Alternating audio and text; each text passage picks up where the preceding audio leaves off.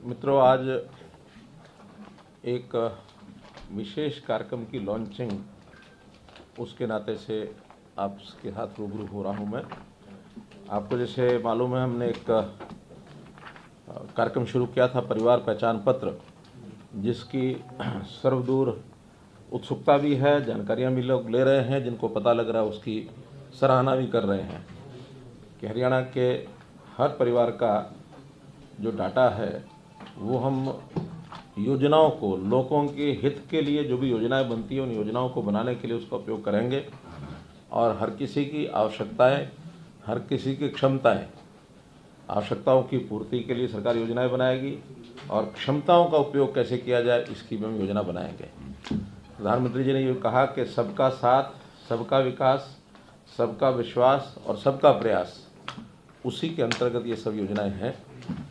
तो अभी जो उसमें एक योजना जो हमने घोषित की है, मुख्यमंत्री अंत्योदय परिवार उत्थान योजना, उसका हेतु ये है कि अपने समाज के जो परिवार कम आय वर्ग के हैं, जिनको हम सामान्यतः भाषा बोलते हैं गरीबी रेखा के नीचे हैं, ऐसे परिवारों की आय के साधन कैसे बढ़ाए जाए। क्योंकि नौकरियों के बारे में हमको सबको विदित है कि हर किसी को नौकरी उपलब्ध कराना ये शायद कठिन काम होता है। उसमें जो सिस्टम से आएंगे उनको नौकरी मिलेगी, लेकिन जो रह जाते हैं उनको भी परिवार में कम से कम इतनी आय अवश्य हो जाए कि वो अपना जीवन यापन ठीक से कर सकें।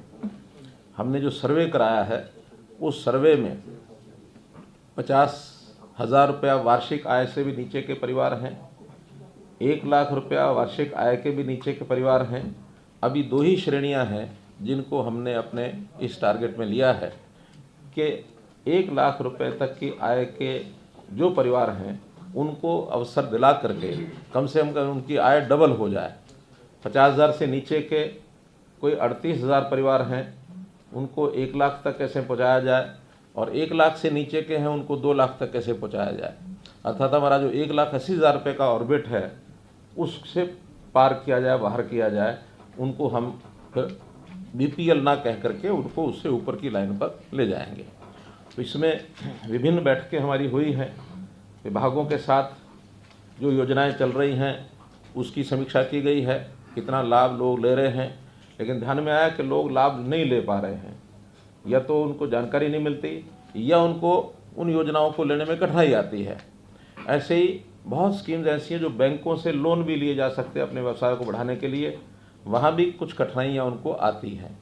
तो हमने एक कंबाइंड एफर्ट, चाहे बैंक हैं, चाहे फाइनेंशियल यानी सर्विसेज देने वाले और संस्थान हैं, या हरियाणा की सरकार की स्कीमें हैं, केंद्र सरकार की स्कीमें हैं, या फिर व्यक्ति अपनी योजना से भी कोई नया काम करना चाहता है, उसका अपना अनुभव है, एक्सपीरियंस है, ट्रेनिंग है, कोई भी काम वो करे उसको कोई रिसोर्सेज की कठिनाई उसको ना आए।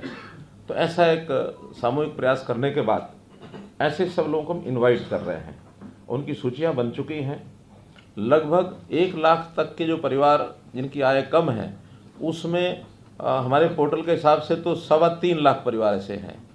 लेकिन हम अभी 1.5 लाख परिवार उनमें से बुला करके और व्यक्तिगत उनका जानकारियाँ उनसे लेना, उनका इंटरव्यू लेना, कौन सी वो व्यवस्था का यानी योजना का लाभ उठाना चाहते हैं, कोई उनकी अपनी स्कीम है।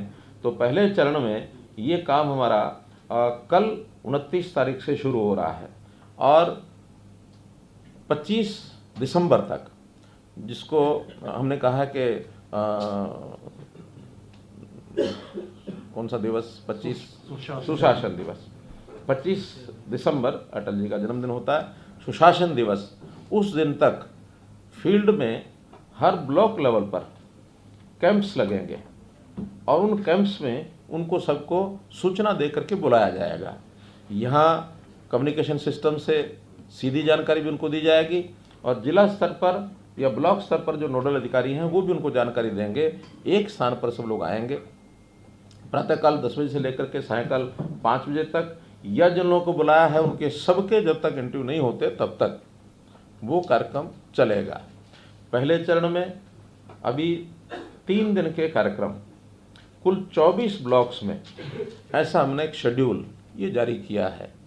24 स्थान हैं लेकिन उसमें किसी किसी स्थान पर 2 दिन, किसी स्थान पर 3 दिन भी, जहाँ की संख्या ज़्यादा है, क्योंकि एक दिन 500-600 लोगों से ज़्यादा वहाँ उस मेले में बुलाएंगे तो अव्यवस्था होगी।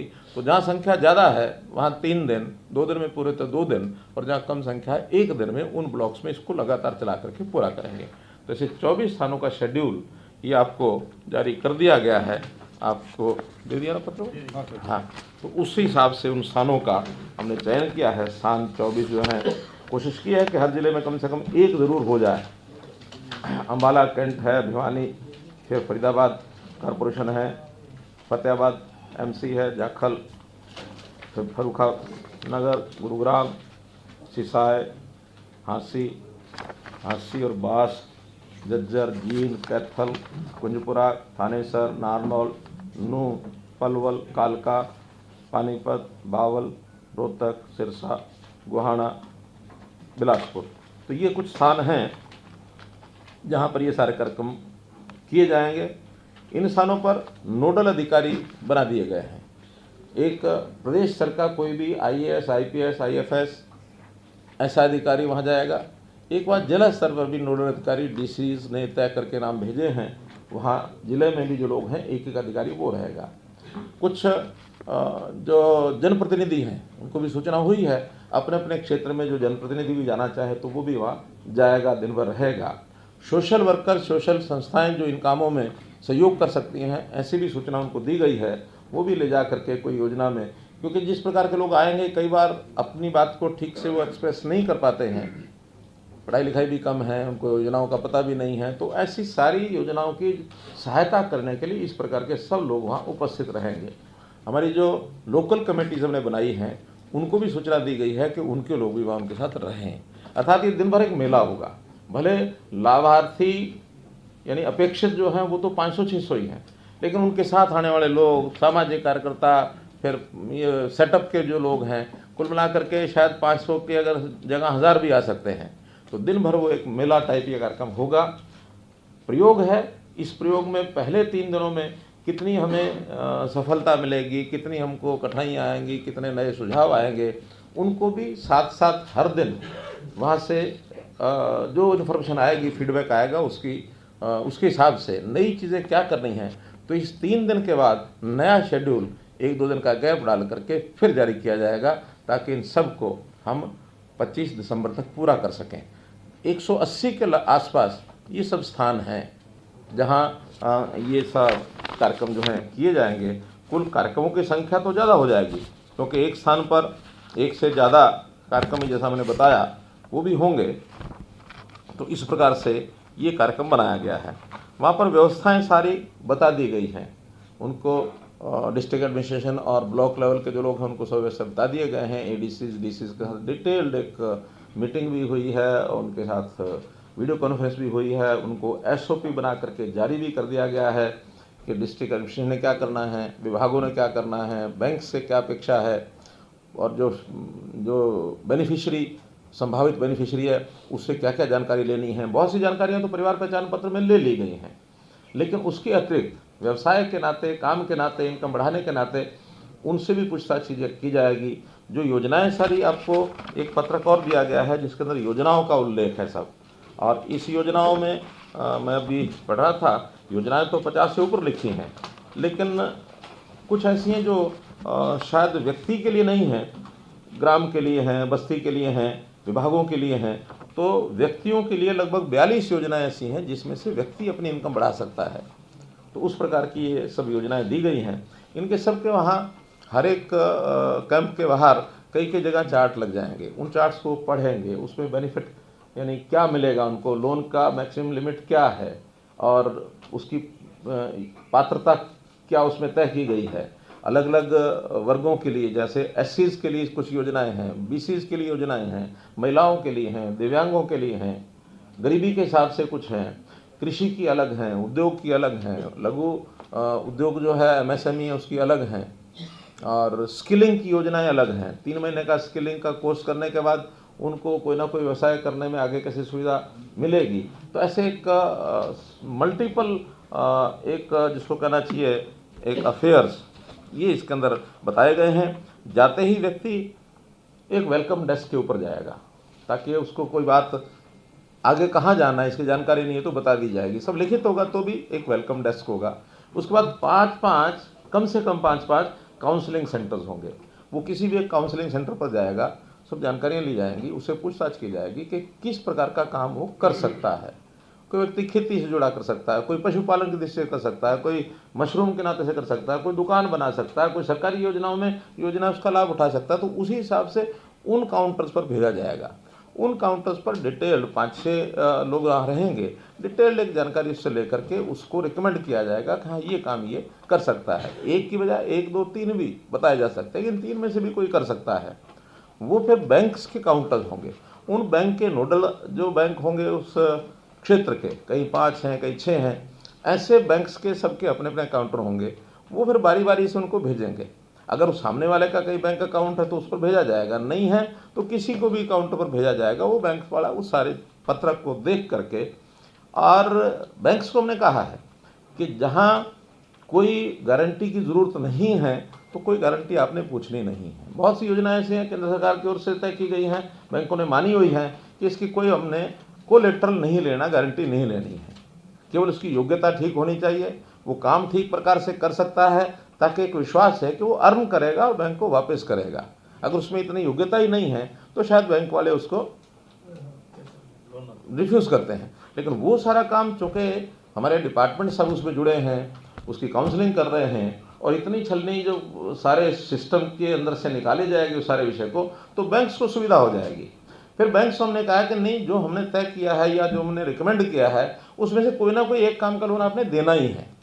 कुछ स्कीम्स ऐसी हैं, नई स्कीम्स मानो बन सकती होंगी, तो उसका अगर बैंक्स की ज़रूरत होगी तो उसका जो गारंटी है, बैंक गारंटी, वो यानी गवर्नमेंट गारंटी देगी, ताकि कल को डिफ़ॉल्ट हो जाता है कोई एनपीए ना हो, ताकि वो गवर्नमेंट की ओर से भी दिया जा सकता है। गवर्नमेंट के पास बहुत सी स्कीम्स ऐसी होती हैं जो हम ग्रांट भी देते हैं। तो हम ये सारी चीज़ें उसमें सब करने के बाद और उनको वहाँ भेजेंगे। दिन भर का ये मेला चलेगा। हर 2-2 घंटे के लिए एक उनके स्लॉट बना करके सूचना दी गई है। अगर मैंने 500 लोग बुलाए हैं तो 2 घंटे में मानो 250 लोग बुलाए या 100 लोग बुलाए, अगले 2 घंटे में 100 नहीं, मानो 4 स्लॉट बनाए होंगे तो 180 के लगभग दिए हमने। तो उस हिसाब से 3 बजे तक का समय दिया ताकि 5 बजे तक समाप्त हो जाए। ऐसे 2-2 घंटे के स्लॉट बना के दिए हैं। अब ये सारी प्रक्रिया होने के बाद में जाते समय एक काउंटर और रखा हमने फॉर्म जमा कराने का। एक फॉर्म रहेगा इसके साथ, वो फॉर्म सब जगह अपने अपने कमेंट्स सबने लिखने हैं, लिख करके बैंक वाले भी लिखेंगे, और लास्ट में जो उसका फॉर्म जमा कराने का काउंटर, क्या नाम दिया उसका, फॉर्म सबमिशन डेस्क, वहाँ वो सबमिशन करेगा, अपने साइन करेगा और चला जाएगा। इन सब का विश्लेषण करने के बाद बैंक्स के लोग, कुछ उनकी फॉर्मेलिटी होती हैं, जैसे तो सिविल, बैंक के लोग उसको चेक करते हैं कि क्या इस व्यक्ति ने पहले तो कोई लोन नहीं लिया हुआ, उसमें डिफ़ॉल्टर तो नहीं है, बड़ा डिफ़ॉल्टर भी हो सकता है, छोटा भी हो सकता है, वो तो जानकारियाँ बैंक के सिविल से सिस्टम से मिलेंगी, उसको वो चेक करेंगे। अगर उसमें कोई छोटा मोटा फॉल्ट है तो कल को सरकार को कोई योजना बनानी होगा, बनाएंगे। लेकिन ये सब अगले 10 दिन तक बैंक की प्रोसेस चला करके उसमें निर्णय लेकर के, जब ये 25 तारीख तक कंप्लीट हो जाएगा सब, तो जनवरी में इनके सबके सेकंड कैंप लगेंगे, और सेकंड कैंप में जिनके लोन सैंक्शन उनको लोन दे दिया जाएगा। जिनकी कठिनाई होगी उस कठिनाई को दूर करने की कोई स्कीम सरकार को बनानी होगी वो बनाएंगे, या कोई नई योजना अगले को देनी होगी। कोई मानो लगता है हमें भी इसको लोन देने की बजाय इसको तो कोई छोटा काम किसी प्राइवेट इंडस्ट्री के साथ ही लग करके काम कर सकता है, इसको सैलरी मिल जाए, या इसको अनपढ़ ही है, बिल्कुल मजदूरी का ही काम कर सकता, तो मनरेगा का अंदर काम उसको दिलाया जा सकता है। तो बैंकों के अंदर कोई डिफ़ॉल्ट इस प्रकार का मिलता तो उनको बिना लोन के भी उनकी इनकम कैसे बढ़ सकती है, इसकी योजना बनाई जाएगी। लेकिन जनवरी में इन सबको लोन दे दिए जाएंगे। तो इस सारे चरण में अभी 1.5 लाख परिवारों को बुलाया गया है। 1 लाख परिवारों को सहायता ज़रूर हो जाए, मानो 50,000 का एक छोड़ भी दे इस प्रकार के लोगों का जिनकी सहायता नहीं हो पाएगी, तो 1 लाख का ये पहला टारगेट इस 2 महीने के चरण में पूरा करेंगे, और उसके बाद फिर सेकंड फेज में बाकी जो लोग बचे उनको लिया जाएगा। तो इतना ही ये एक कार्यक्रम है।